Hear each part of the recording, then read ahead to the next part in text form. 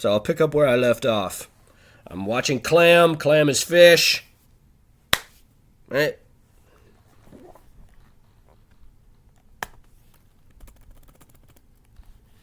Many things have happened. Upon arrival 1 week ago, I went straight to WME and asked to see Mike Bartholomew, Alistair's agent I have been writing to since Tribeca. They were congenial at first, but when they realized I was just an asshole with no prim and proper appointment, they became standoffish. By the end of it, they tricked me out of the building. Endless stratas of guile. Arriving beneath the open sky and above the sidewalk, I decided to make a tape, go back and deliver it, and scream at the top of my lungs. My effort was a half measure. I have to full send it. Made the tape, wherein I cursed that mystery witch, poisoned her womb by these tactics she prefers to employ. Psychic violation. I raged that he owes me the role, that it's too far. I don't know how he sees it. Watching Clam, it seemed reconciliation was possible, and so I'm striving to give him what he wants. I don't know who she is, but I have to set these boundaries firm. What she does only involves me when I am involved. I told her in the letter to pay Caesar his due and leave my thoughts to me and mine. After I delivered it, wherein I screamed, I am the dread god Ozymandias! And made them swear on their honor they would deliver it. They were all afraid. I was escorted out while my eye was vehemently avoided. It is a moment no one involved will ever forget. He gave his word. It was delivered. I wanted solace. I decided to eat some of the lithium I got from the hospital those months ago. My thought process being that I am mad, or no, not that, that perhaps it could keep them out. It does not work. The following day she came to me at night, attempting to seduce me, but departed in sensing my intoxication. The following day, I sensed that they are relentless, and that my last secret, my only fear, will be uncovered. Despite my trepidation, depression compelled my actions, and so I took the meds. In my hypnagogic trance, they came with a Ouija board and pilfered.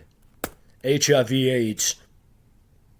Letters to steal the fears of a writer. It is a kind of noble in its ignominy, appropriate and necessary. If it is at all, I mean. Which it isn't. I don't actually know if I have it. I have been avoiding the question with celibacy and good works. Diligence. Now I have to go to Delaware to see Clam again. Alistair, I would say, feels guilty, and is trying not to be judgmental. Those around him are colder. I have not addressed it. Clam was a lot. I did not write at all the entire weekend. It was a feast of virtuosity and experience. Having abandoned all of my possessions beyond what I needed, I got a ride from the DC airport, the 2 hours to the festival. Really nice Afghani cabbie. He was cool. Stopped to let me buy booze and cigs. I gave him some kratom. He wanted to try it. And we parted ways at will call. They directed me to an entryway maybe 1 mile from there, through a forgettable shopping center. After schlepping it the 20 minutes, I was told to follow the line of vehicles, and scored a ride immediately from a really nice guy, maybe 10 years my senior, 15 even. But in good health, nice, cool guy.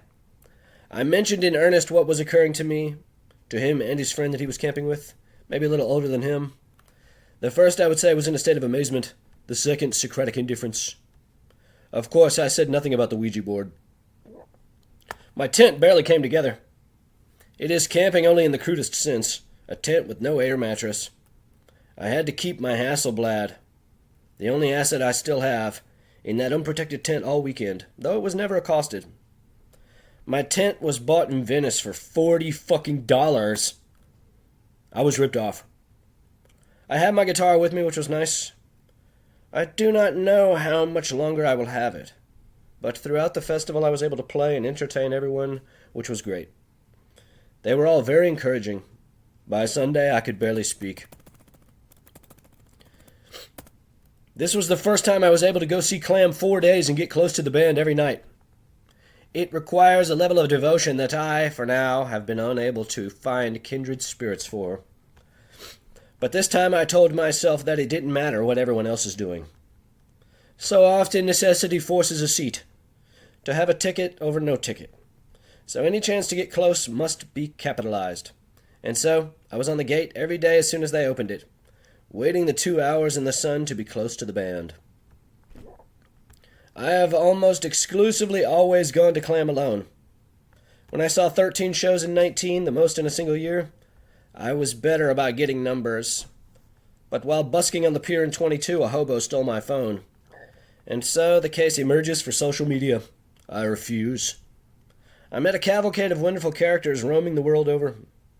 Many beautiful women, though only one possessed me, 2,000 miles away on the other coast. My life is in such shambles, I doubt I will stay in touch with any of them. Though to see any of them will be a gift yet to come. Out of our memory, the laughter inevitable by the highest banter. Upon arrival, I introduced myself to everyone around me, though not having a vehicle required a conversation with the volunteers arranging everyone. I showed them the car camping pass I had bought, sans the vehicle, and they let me set up. Most of them are dull, but the excitement was palpable. One of them, with a group, was a classic street wook. Spent a lot of time in Philadelphia. Undesirable. Everyone around him seemed nice, but he had a darkness that hovered around and within him. Crude, angry, aggressive. He does a lot of ketamine. I'd bet every dollar I ever made. Having the easiest setup, I started playing guitar and walking around. I offered the group the spot where my vehicle should have been, right next to where they were setting everything up. They were discussing some logistical issue. Another one of their group, whose aura was magnitudes lighter, did take the spot, telling me it was a good solution. But the guy got all aggro, and the hue of his soul became clear to me. 4 British people. 5. 2 couples and a young guy. Mark culturally the most unique group camped near me. Throughout the weekend, I would spend the most time at my site with the 2 older cats, the one I rode in with and his friend. They discussed their children, all grown, and we nerded out on Clam. They drank good beer and good whiskey. The area on the map was called Pod 4. Charging station, water, communal area with benches and a canvas roof. I would always go play guitar in the morning. I was blessed. I met many wonderful musicians. One arrogant jerk. Many piano players, which was nice. Campfire sing-along shit. 2 jerks. The one was just obnoxious. I feel like he's a drunk. He broke my string after I told him to be kind.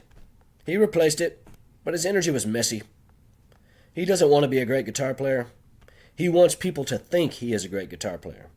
He annoyed me most. There was another player who alleged he wanted to set up, having everything to play. Bose speaker, guitar, microphone, pedal board. But he became cagey and kept darting and dodging, and so I left him frustrated after waiting an hour and a half, waiting on this guy to get over his stage fright. I would say Pod 4 was the best place to camp. Close to the festival grounds, with live music every night. DJs the first 3 nights, and an adolescent jam band that navel-gazed all night Sunday. Nice guys. They should learn some songs.